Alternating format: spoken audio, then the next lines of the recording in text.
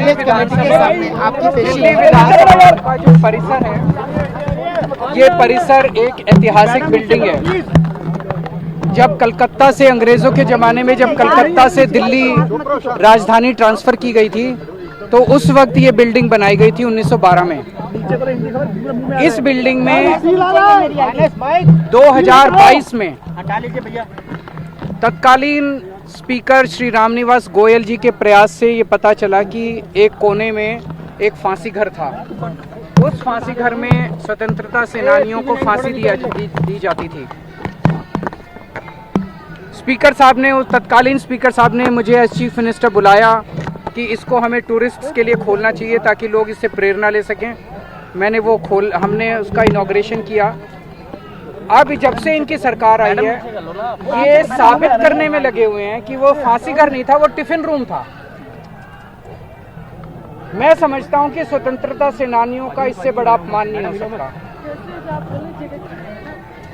इनके पास आज विधानसभा में मेरे को बुलाया गया था ये कहने के लिए कि साबित करो वो फांसी घर था। तो मैंने कहा उस टाइम के स्पीकर साहब ने सारी जांच करने के बाद किया था, लेकिन मैंने कहा आप ये मेरे को बताइए कि आपके पास क्या सबूत है कि टिफिन रूम था, ये फांसी। इनके पास कोई सबूत नहीं। तो इसका मतलब ये जानबूझ के स्वतंत्रता सेनानियों का अपमान करने के लिए उसको फांसी घर नहीं था ये साबित करने में लगे हुए हैं, और वो टिफिन रूम था ये साबित करने में लगा। पर मेरा अपना ये कहना है, आज जब से बीजेपी की सरकार आई है 1 साल से, मैंने अंदर इनको यही कहा। मैंने कहा दिल्ली का बुरा हाल हुआ पड़ा है, दिल्ली वाले रो रहे हैं, दिल्ली वाले वापस आम आदमी पार्टी की सरकार को याद कर रहे हैं। चारों तरफ दिल्ली में कूड़ा ही कूड़ा है, पोल्यूशन का बहुत बुरा हाल है, सड़कें टूटी पड़ी हैं, मोहल्ला क्लिनिक बंद किए जा रहे हैं, अस्पतालों में दवाइयां नहीं मिल रही हैं, पानी के हजारों रुपए के बिल आ रहे हैं, बिजली के हजारों रुपए के बिल आ रहे हैं, बिजली की कटौती हो रही है, चारों तरफ हाहाकार मचा हुआ है। मैंने कहा तुम्हारे को केवल एक ये मुद्दा मिला है टाइम खराब करने के लिए, केवल इसी के लिए तुम कर रहे हो। मैंने कहा जरा सा संभालो, दिल्ली को संभालो। दिल्ली के बारे में बात नहीं, मैं मुख्यमंत्री था, पूर्व मुख्यमंत्री, 10 साल में मुख्यमंत्री रहा, मेरे को भी थोड़ा एक्सपीरियंस है।